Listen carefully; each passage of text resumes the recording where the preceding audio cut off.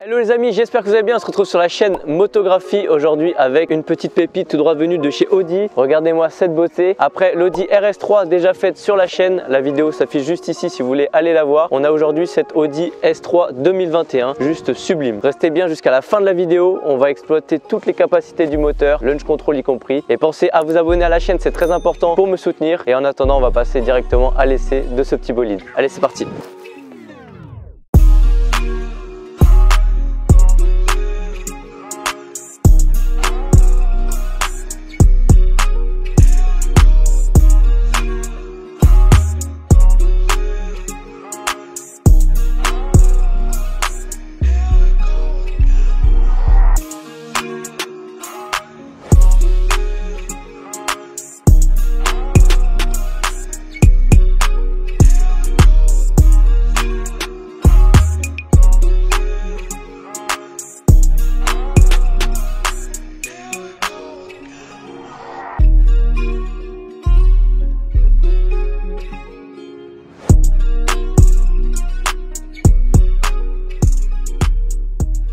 D'un point de vue esthétique, les amis, sur cette voiture, on retrouve une couleur blanc métallique en option à 750 €. Alors elle est super belle. Il y a également le pack noir avec des rappels carbone, notamment sur les rétroviseurs. On va le voir juste après. À l'avant, on retrouve évidemment la calandre propre à Audi avec les 3 entrées d'air au niveau du moteur, mais également au niveau des optiques. D'ailleurs, les optiques, regardez cette signature lumineuse, évidemment full LED, c'est sublime. Sur le côté, sur cette voiture, on a des jantes en option à 1900 €. Ce sont des jantes 19 pouces Audi Sport, mais elles sont évidemment super belles avec les étriers de frein rouges. Ça aussi, c'est également en option à 300 € chez Audi, mais regardez comme ça rend bien. Je vous parlais donc des rétroviseurs, on a des rappels carbone, c'est également super sympa. En option à plus de 1000 €, on a le toit ouvrant panoramique avec les vitres également surteintées à l'arrière. Donc la config, si on la prend un peu plus large, cette config noire et blanche avec les jantes en argent comme ça, enfin en alu, c'est super joli. Et à l'arrière, alors à l'arrière c'est un petit peu moins agressif que la RS3, vous vous en doutez bien, mais ça reste tout aussi agressif. On a 4 sorties de pot et pas les 2 grosses de la RS3, mais elles sont également très jolies. Un diffuseur, donc ça c'est le pack noir esthétique dont je vous parlais juste avant, et le petit logo S3 évidemment avec toujours cette petite touche de rouge pour rappeler la sportivité. Et on va passer tout de suite à l'intérieur du véhicule. Une fois à l'intérieur, on retrouve ce look agressif comme à l'extérieur. Évidemment, tout est porté vers le conducteur. Juste devant moi, j'ai un volant à mes plats avec le petit rappel S, très important. Devant, on a le digital cockpit avec plusieurs affichages, donc ça c'est plutôt cool. Mais bon, c'est pas nouveau maintenant, on a l'habitude sur les Audi. On a également l'écran central avec Apple CarPlay et on peut gérer absolument tout, que ce soit la musique, le téléphone, tout ce qu'il y a à propos de la voiture, donc c'est plutôt sympa également. Globalement, on est super bien installé. Sur ce modèle, on a des sièges en option, super beau, avec le rappel S également sur les sièges et on est très bien maintenu, donc c'est très agréable. Au centre, juste un tout petit levier de vitesse qu'on applique avec 1 ou 2 doigts, donc c'est très facile à l'utilisation. On a également un petit peu d'Alcantara sur les portes et ce toit ouvrant qui nous offre pas mal de lumière dans l'habitacle, même si aujourd'hui il fait pas super beau. Donc voilà, globalement on est très bien installé, c'est très propre, c'est du Audi.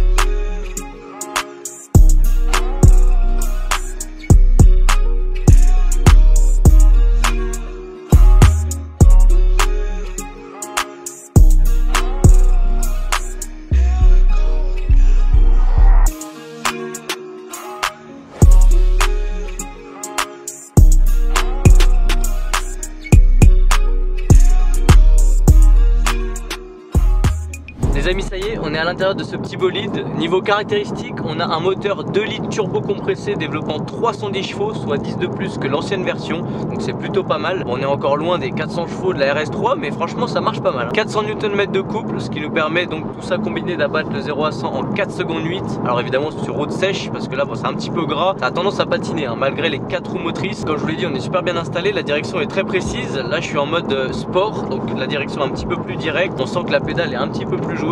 Et bon, la sonorité par contre c'est pas trop ça. Regardez, je vais claquer la pédale. Alors par contre les sensations sont là, mais c'est vrai que ça manque énormément de sonorité. Déjà dans la RS3 j'étais un petit peu déçu, mais alors là c'est beaucoup trop fappé, vraiment c'est très aseptisé, c'est un petit peu dommage. La suspension de série comprend un essieu arrière à 4 bras qui permet de rabaisser la voiture de 15 mm par rapport au modèle A3 de série. En option, il y a également la suspension Sport S qui permet, grâce à un système d'amortisseur adaptatif, d'avoir beaucoup plus de confort et surtout de dynamisme. Concrètement, cette nouvelle génération de la S3 reprend un petit peu tout ce qui a été bien fait sur les anciens modèles, notamment un châssis très affûté, très précis et surtout qui permet une grande polyvalence avec en mode confort un confort optimal. Mais dès qu'on met le mode sport, vraiment la voiture change radicalement et c'est très plaisant. Regardez, j'accélère. On est quand même relativement collé au siège. D'ailleurs, on a un petit extrait à vous montrer. Le Ronin peut en attester. Regardez la violence de l'accélération. T'as pas clapé tout à l'heure? Apparemment c'est pas Ce qui est très impressionnant aussi sur cette voiture, au-delà de l'accélération, c'est le freinage. Regardez, là je vais claquer les freins. Les freins sont chauds évidemment et ça freine vraiment super bien. Ah, c'est fou, le freinage est vraiment impressionnant. Je pense que vous avez pu le voir à la caméra. Donc ça permet de jouer sur les routes de campagne. Et en plus, comme je vous l'ai dit, en mode sport, la direction est très précise.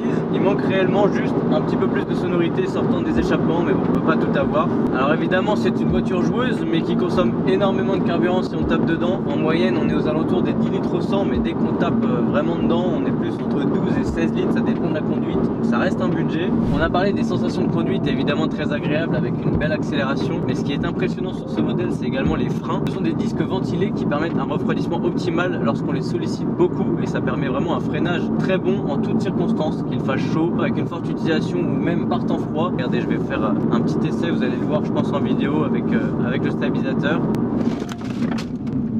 C'est impressionnant le freinage, vraiment. Nous on est très bien maintenu dans les sièges, mais c'est vrai que voilà, tout vole dans l'habitacle. La voiture s'arrête vraiment très facilement. Au niveau du prix, ça aussi c'est un sujet un petit peu sensible sur cette voiture. De série, elle est proposée à 55 900, 56 450 pour la version berline, mais évidemment c'est sans option. Une voiture comme celle-ci qu'on a aujourd'hui coûte presque 70 000 €, on est à un peu plus de 69 000. C'est vrai que les options montent énormément le prix de la voiture. Là, entre le toit ouvrant, les sièges, les packs esthétiques et tout ça, la voiture a pris pas mal de coups. Et ce qu'il faut rajouter surtout, et ça c'est très conséquent, c'est un malus, les amis, entre 6 et 8 000 €. C'est quand même énorme, sachant qu'on est déjà sur une voiture assez chère, donc c'est un petit peu un frein à l'achat de cette voiture, en tout cas neuve. Évidemment, cette S3 possède également toutes les aides à la conduite possibles et inimaginables, enfin presque. Il y a évidemment le lane assist qui est insupportable, moi j'aime vraiment pas, c'est ce qui vous permet de rester dans la voie automatiquement. Il y a également le régulateur adaptatif, donc ça c'est plutôt cool, et d'autres types d'aides comme la caméra de recul et toutes les autres qu'on connaît aujourd'hui. Les amis, n'hésitez pas à me dire dans les commentaires ce que vous pensez de ce modèle, si vous préférez la S3 ou la RS3, en tout cas l'esthétique de cette phase 2021 ou la RS3 qui était plutôt phase 2018-2019. Les amis, comme promis, on va utiliser la pleine puissance du véhicule, et pour cela on va faire un launch control. Je vous le rappelle, 310 chevaux, 400 Nm de couple environ disponible aux alentours des 2000 tours minute. Pour faire un launch control, c'est très simple, on désactive l'ESP, on se met en sport, on l'était déjà mais ça faut pas le dire, pied à fond sur le frein et l'accélérateur. La voiture se bloque au régime moteur le plus pertinent pour avoir toute la puissance, et il n'y a plus qu'à lâcher le frein et c'est parti. Voilà, système launch control activé, il n'y a plus qu'à lâcher.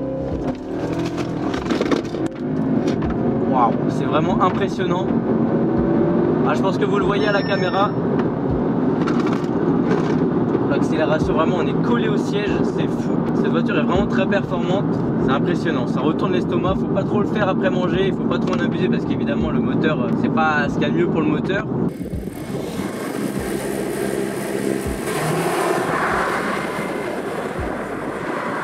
Les amis, ça y est, cet essai est terminé. J'espère que la vidéo vous aura plu. N'hésitez pas à me dire dans les commentaires ce que vous en avez pensé, mais surtout à liker pour me soutenir et à vous abonner à la chaîne et mettez la cloche, c'est très important pour ne rien rater des prochaines vidéos. Il y a de très gros projets qui arrivent en plus, vous allez voir ça. Alors restez connectés et on se retrouve très bientôt sur la chaîne Motographie pour de prochaines vidéos.